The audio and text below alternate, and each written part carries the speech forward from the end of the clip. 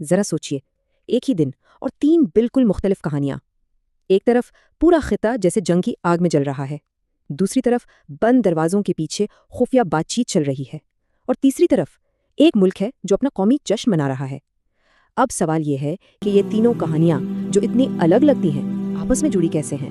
آئیے اس پورے معاملے کو سمجھنے کی کوشش کرتے ہیں۔ تو یہ کہانی ہے ایک ساتھ چلنے والے تضادات کی۔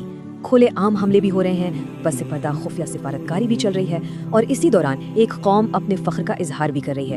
آئیے اس پیچیدہ تصویر کی ایک ایک پرت کو کھول کر دیکھتے ہیں کہ اصل میں ہو کیا رہا ہے۔ تو چلیے کہانی کا آغاز کرتے ہیں سب سے ڈرامائی حصے سے، یعنی وہ فوجی کشیدگی جس نے پورے خطے کو اپنی لپیٹ میں لے رکھا تھا۔ اطلاعات کے مطابق اس کشیدگی کی شروعات ایران کے ایک بہت بڑے حملے سے ہوئی، جس میں میزائل اور ڈرونز کا بڑے پیمانے پر استعمال کیا گیا۔ اور یہ کوئی چھوٹا موٹا ایک آدھ جگہ پر کیا گیا حملہ نہیں تھا، نہیں، بالکل نہیں۔ اس کا پیمانہ بہت بڑا تھا، پورے خطے پر پھیلا ہوا۔ رپورٹس کے مطابق نشانہ صرف اسرائیلی شہر نہیں تھے، بلکہ سعودی عرب، بحرین، عراق اور کویت میں جو اہم امریکی فوجی اور سفارتی اڈے ہیں نا، ان کو بھی ٹارگٹ کیا گیا۔ تو اس سے پتہ چلتا ہے کہ یہ کتنا بڑا اور سوچا سمجھا حملہ تھا۔ ان حملوں کے فوری اثرات کو اگر اعداد و شمار میں دیکھیں تو رپورٹس یہ بتاتی ہیں کہ اسرائیل میں 10 سے زیادہ ہلاکتیں ہوئیں اور 180 سے زائد افراد زخمی ہوئے۔ ظاہر ہے اس حملے کا جواب تو آنا ہی تھا، اور وہ بہت تیزی سے آیا۔ اطلاعات یہ ہیں کہ اسرائیل اور امریکہ نے مل کر ایران کے اندر تک جوابی کارروائی کی، اور تہران، اصفہان اور تبریز جیسے بڑے شہروں کو نشانہ بنایا گیا۔ اور ان جوابی حملوں میں ہونے والے جانی نقصان کا جو دعویٰ سامنے آیا وہ بہت بڑا تھا۔ رپورٹس کے مطابق یہ تعداد 1500 سے بھی زیادہ بتائی جا رہی ہے۔ اچھا، تو ایک طرف تو یہ کھلی جنگ کا میدان سجا ہوا تھا، اب ذرا رخ کرتے ہیں اس کارروائی کا جو پردے کے پیچھے ہو رہی تھی، یعنی خفیہ سفارتکاری کی دنیا کا۔ یہاں ایک بہت دلچسپ سوال پیدا ہوتا ہے، کیا یہ ممکن ہے کہ جس وقت فضا میں میزائل ایک دوسرے سے ٹکرا رہے تھے، اسی لمحے بند دروازوں کے پیچھے سفارتکار بھی مذاکرات کی میز پر بیٹھے ہوں؟ اس معاملے پر امریکی موقف سامنے آیا اس وقت کے صدر ڈونلڈ ٹرمپ کے ایک دعوے سے، جس میں انہوں نے کہا کہ پہل ایران کی طرف سے ہوئی اور انہوں نے خود ایک ڈیل کے لیے امریکہ سے رابطہ کیا تھا۔ لیکن بات اتنی سیدھی نہیں تھی۔ ایک طرف امریکہ کہہ رہا تھا کہ ایران نے بات چیت شروع کی ہے، اور دوسری طرف ایران اس کی سختی سے تردید کر رہا تھا۔ ایرانی موقف تھا کہ واشنگٹن سے کوئی بھی براہ راست بات چیت نہیں ہو رہی۔ تو سچ کیا تھا؟ یہ صورتحال کافی غیر یقینی تھی۔ تو پھر اصل کہانی کیا تھی؟ رپورٹ سے یہ اندازہ ہوتا ہے کہ اگر براہ راست نہیں تو بالواسطہ رابطے ضرور ہو رہے تھے۔ پاکستان، ترکی اور مصر جیسے ممالک بیچ میں تھے، یعنی ثالث کا کردار ادا کر رہے تھے۔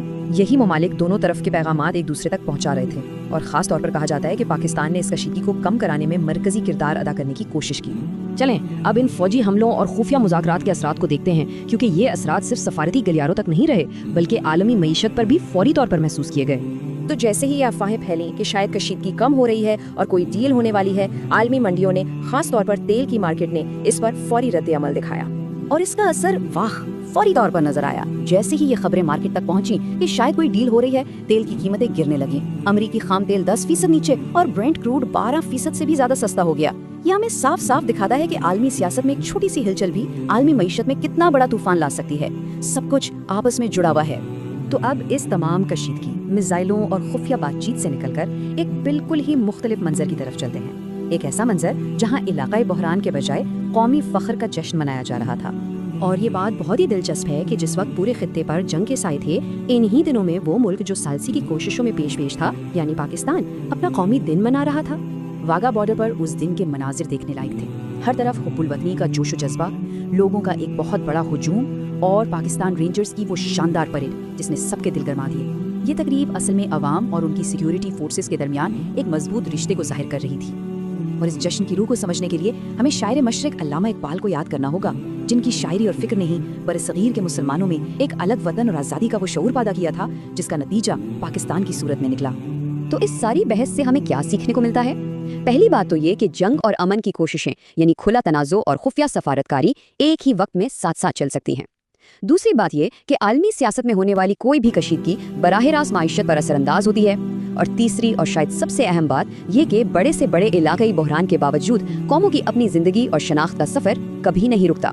تو آخر میں یہ سوال ہمارے سامنے ہے، تنازع، سفارتکاری اور جشن، ان تینوں میں سے کسی بھی بحرانی لمحے میں ایک خطے کی اصل پہچان کیا ہوتی ہے؟